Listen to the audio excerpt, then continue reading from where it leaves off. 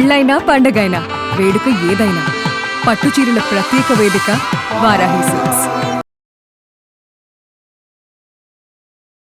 Hello ఏమండి? ఏమండి? ఒకసారి మీరు మాట్లాడండి. చెన్నింట్లో ఉన్నట్టున్నాడు. ఇంట్లో ఉన్నానంట, ఇంట్లో ఉన్నాను అంటున్నారు. ఈవిడిచ్చిన అవకాశం కాదా మేడం అది? ఈవిడిచ్చిన బలం కాదా అది? నేను మన పాప విషయంగా మన పరిస్థితి అర్థం కాక నేను అందమైన జీవితం ప్రోగ్రామ్ కి నేను కళ్యాణ్ గారితో మాట్లాడడం కోసం అప్పుడు ఒకసారి మీరు కూడా మాట్లాడండి. నేను చెప్పాను కదా లక్ష్మణ్, నేను చూసుకుంటానని చెప్పి నువ్వు ఎందుకు అక్కడ ఏం చూసుకుంటున్నారండి? మీరు బొమ్మ చూసుకుంటున్నారు. ఏం చూసుకుంటున్నారండి? పాప కూడా అడుగుతుంది మీరు నాకేమవుతారని అడుగుతుంటే నేను ఏం చెప్పాలి చెప్పండి సమాధానం. లక్ష్మి నీకు చెప్తా ఉన్నాను కదా, నేను అవన్నీ చూస్తున్నాను, పిల్లల చదువు గురించి కానీ దేని గురించి అన్ని నేను చూసుకుంటూనే ఉన్నాను కదా. నీకు ఎందుకు అక్కడ దాకా వెళ్ళాలనిపించింది? నేను చెప్పాను కదా నువ్వు అలాంటి భయపడకని చెప్పి. ఇప్పుడు చదువుకోవడం కోసము లేదా తినడం కోసము కాదు కదా, అమ్మాయి భవిష్యత్తు నలుగురు ఏమంటారు, ఇంకొకరు ఇంటికి వెళ్తే మీ నాన్న ఎవరని అడిగితే తనేం చెప్పాలి? నేనంటే ఏదో చెప్పాను ఎన్ని సంవత్సరాలు, తనేం చెప్పాలి? తనకి రేపు పొద్దున గౌరవం ఉండాలి కదా. అక్కడ మీ గౌరవం చూసుకుంటున్నారు కానీ పాప గౌరవం గురించి ఆలోచించరా? అమ్మా పిల్ల పెళ్లి ఇది అన్ని కూడా నేను చూస్తానని చెప్పాను కదా, నువ్వు అక్కడ దాకా ఎందుకు వెళ్ళిపోయావు? ఏమండి ఎక్కడి వరకు వెళ్ళాలండి?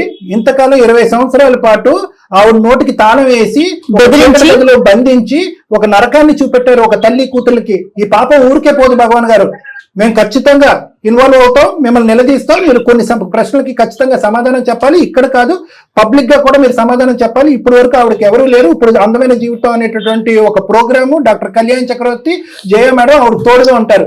ఎవరి గురించి మీరు సమాధానం చెప్పరండి. ఇప్పుడు మా వరకు వస్తే కనుక అక్కడి వరకు ఎందుకు వెళ్ళారు, అక్కడి వరకు ఎందుకు వెళ్ళారు అనేది ఎక్కడి వరకు వెళ్ళాలండి? ఒక ఆడది ఏంటి, ఆడవాళ్ళని ఇంతేనండి టిష్యూ పేపర్ లాగా వాడుకుని వదిలేయటమేనా?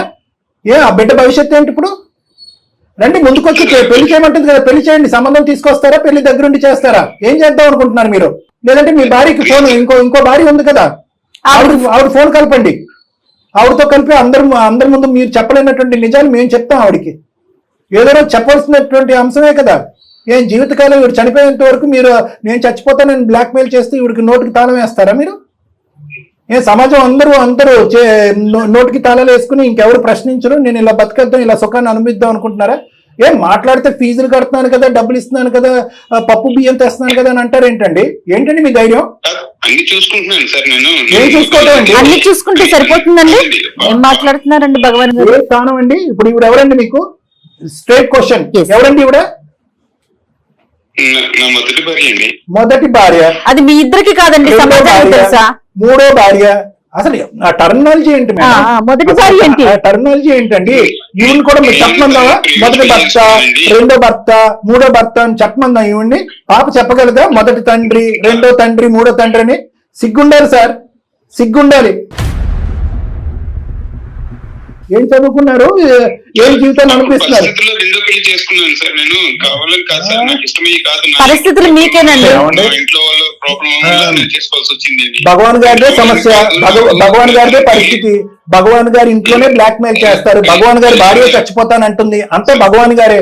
ఈ రోజు 20 సంవత్సరాల పాటు ఆవిడకు ఒక జీవితం లేకుండా, బిడ్డకు ఒక తండ్రి లేకుండా బతికారు. ఇది పరిస్థితి కాదా? ఈ పరిస్థితికి సమాధానం ఏంటి చెప్పండి? భగవాన్ గారు మీరు చాలా స్మూత్ గా చెప్పేస్తున్నారండి, చాలా స్మూత్ గా మాట్లాడుతున్నారు. నేను ప్రేమించుకున్నాం, పెళ్లి చేసుకున్నాం, పెళ్లి అందరి ముందు అందరి సమక్షంలో చేసుకున్నారా మీరు? తప్పించుకునేటటువంటి మాటలు దయచేసి ఆపండి.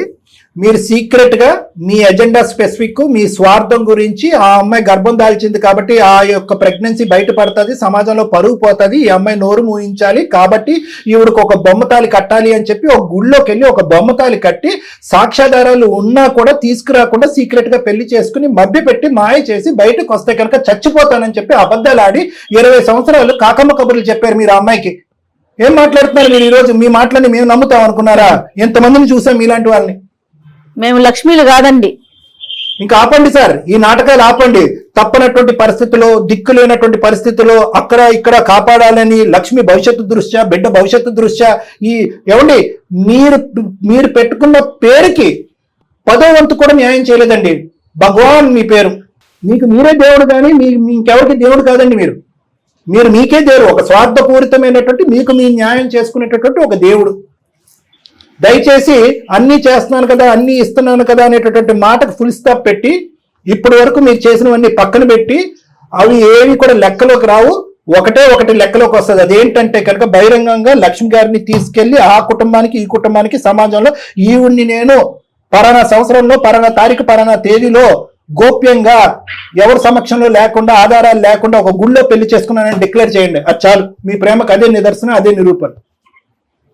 ఈ అమ్మాయి నా బిడ్డ అని చెప్పి పబ్లిక్ గా డిక్లేర్ చేయండి. అప్పుడే చెప్పలేను, ఇప్పుడు ఎలా చెప్పగలుగుతాను సార్? నేను ఇద్దరిని చూసుకుంటూనే ఉన్నాను. అక్కడ పాప ఉన్నది, ఇక్కడ 2 పిల్లలు ఉన్నారు. ఇప్పుడు ఈ పరిస్థితిలో నేను కనుక చెప్తే సమాజంలో నా పరిస్థితి ఏంటి, నా పిల్లలు అడిగే ప్రశ్నలకి నేను ఏం సమాధానం చెప్పగలుగుతాను? 2 పిల్లలు ఉన్నారు, ఇక్కడ తల్లిదండ్రులు ఉన్నారు, ఇక్కడ అంతా కూడా గౌరవంగా బతుకుతూ ఉన్నారు సార్. గౌరవాలు, ప్రేమలు, ఇలాంటి పదాలు, బాధ్యతలు, ఇలాంటి పదాలు మీరు దయచేసి వాడకండి. ఎందుకంటే ఆ పదాలకున్న మీనింగ్, ఆ పదాలకున్న పరువు పోతుంది. ఎవరిది గౌరవం అండి? ఈ రోజు మీ అమ్మాయికి గౌరవం అక్కర్లేదా? ఈ అమ్మాయి ఈవిడికి గౌరవం అక్కర్లేదా? ఇంకెలా మాట్లాడుకుంటూ పోతే 2 రోజులు మాట్లాడతానండి. గొక్క తిప్పుకోకుండా 2 రోజులు మాట్లాడతాను నేను. దయచేసి ఈ పాయింట్ ఇక్కడ ఎండ్ చేద్దాం మనం. నేను ఒకటే మిమ్మల్ని చేస్తున్నాను, చేసుకున్న వాళ్ళకి చేసుకున్నంత. ఈ మ్యాచ్ మొదలు పెట్టింది మీరు, ఆ రోజు సుఖాన్ని అనుభవించింది మీరు, ఆవిడ్ని ప్రెగ్నెంట్ చేసింది మీరు, పెళ్లి చేసుకుంది మీరు. పెళ్లి చేసుకున్నటువంటి భార్యని గౌరవప్రదంగా సమాజానికి ఎక్స్పోజ్ చేయనటువంటి గొప్ప పని చేసింది మీరు. అయినా కానీ ఆ అమ్మాయి ఒక మారు మాట మాట్లాడకుండా కుక్కిని పేనిలాగా ఒక జీవోత్సవాన్ని బతికింది. కొద్దిగన్నా కనికరం, కొద్దిగన్నా జాలి, దయ అనేటటువంటి ఉంటాయండి మనుషులకి. మీరు ఆ పేరు పెట్టుకున్న తర్వాత అట్లీస్ట్ మనిషి అనేటటువంటి మానవత్వానికి సంబంధించిన కొన్ని మాట్లాడుతున్నారు కాబట్టి మీరు ఇంకొక మారు మాట మాట్లాడకుండా ఒకటే పబ్లిక్ గా వచ్చేటటువంటి పరిణామాలన్నీ కూడా మీరు ఫేస్ చేయడానికి రెడీ అయిపోండి. ఆ స్లోగా చెప్తారా, వారం రోజుల పాటు చెప్తారా, ఏం చెప్తారో అనేటటువంటిది. వాళ్ళు తిడతారు, కొడతారు, హింస పెడతారు, బాధపడతారు. కానీ ఉన్నమాటే కాబట్టి ఈవిడ్ని నేను చేసుకున్నాను, పలానా చోట చేసుకున్నాను, ఈ బిడ్డ నా కూతురు అని గర్వంగా, గౌరవంగా, పబ్లిక్ గా డిక్లేర్ చేయండి. దాని పరిణామం మీ భార్య మీద ఏముంటది, అదే మీరు పెళ్లి చేసుకున్న ఇంకో ఆమె, ఆ పిల్లల మీద ఏముంటది, ఆ తర్వాత ఆ పరిణామాలు మీరు ఎలా భరిస్తారు అనేది అంతా కూడా మీ హెడేక్ అది. ఆ ఇష్యూ రిజాల్వ్ అయిన తర్వాతే, వాతావరణం చల్లబడిన తర్వాతే, అందరికీ ఒక అండర్స్టాండింగ్ వచ్చిన తర్వాతే, ఇరువైపులా అందరికీ ఈవిడ ఒక భార్య ఉంది, ఈమె ఇతని బిడ్డ అనేటటువంటిది పబ్లిక్ గా డిక్లేర్ అయిన తర్వాతే మీరు ముందుకొచ్చి ఒక మంచి సంబంధం చూసి కన్యాదానం చేయాలి. రైట్. దీనికి ఇంకో లీగల్ సైడ్ ఆఫ్ థింగ్ ఉంది, దాని గురించి నేను మాట్లాడట్లేదు. నేను only moral and human side of things మాట్లాడుతున్నాను. లీగల్ సైడ్ ఆఫ్ థింగ్స్ ఏంటంటే కనుక ఆవిడొచ్చి నేను కోర్టుకు వెళ్తాను, కేసుకి వెళ్తాను, నేనే మొదటి భార్య అని, లేదంటే ఇంకో విధంగా అవనియండి, లేదంటే ఈవిడెళ్ళి ఇంకోటి ఏదన్నా ఈవిడ అలా చేసే రకం కాదనుకోండి. ఆ పరిణామాలు ఏమన్నా ఏర్పడితే కనుక అవి డీల్ చేసుకునేటటువంటి దమ్ము, ధైర్యం ఉండాలి. ఎందుకంటే 2 పడవలు 2 కుటుంబాలని నడిపినటువంటి మీరు ఆ దమ్ము, ధైర్యం లేనటువంటి వ్యక్తిగా నేను అనుకోవట్లేదు. సో కాబట్టి అది వేరే సబ్జెక్ట్. కానీ నేను only moral, ethical and human values మీద నేను మాట్లాడుతున్నాను. చీకట్లో బ్రతికినటువంటి ఈ జీవికి, మీ భార్యకి ఒక గొప్ప జీవితాన్ని ప్రసాదించండి.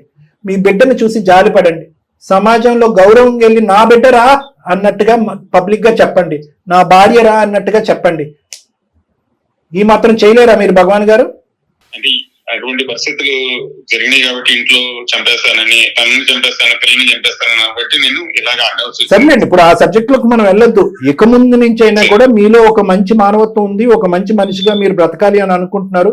గౌరవం అని 10 సార్లు అంటున్నారు. ఆ గౌరవం అనేది మీకే కాదు, మీ భార్య కూడా ఆ గౌరవాన్ని ఆశిస్తుంది, మీ కూతురు కూడా ఒక గౌరవాన్ని ఆశిస్తుంది. కాబట్టి అందరి బాధ నా బాధే అన్నట్టుగా ఆ బాధని మీ భుజస్కంధాల మీద వేసుకుని నలుగురిని ఎలా సముదాయిస్తారో, నలుగురికి ఎలా నచ్చజెప్తారో అనేటటువంటిది మీరు ఆలోచించుకుని వీళ్ళిద్దరికి ఒక కొత్త జీవితాన్ని ప్రసాదించండి. అంతే. ఎంత త్వరగా వీలైతే అంత త్వరగా మాట్లాడే ప్రయత్నం చేయండి.